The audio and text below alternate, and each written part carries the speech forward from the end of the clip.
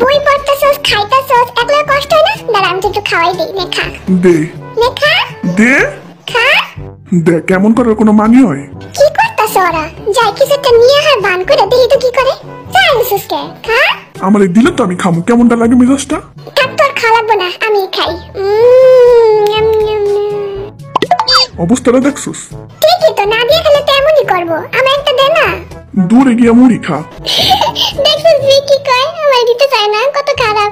কুকুর একটা দে না, এমন করস কেন? দিমু না, কি করবি? তোরও খাইতে দিব না।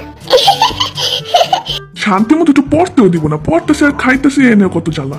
বিয়ার জানকুক আরামে জ্বালাইতেছে, এই সুযোগে আমি একটু খাই নি তাড়াতাড়ি কইরা। লিডার হইছে তো কি হইছে? এলে কি জ্বালামু না নাকি?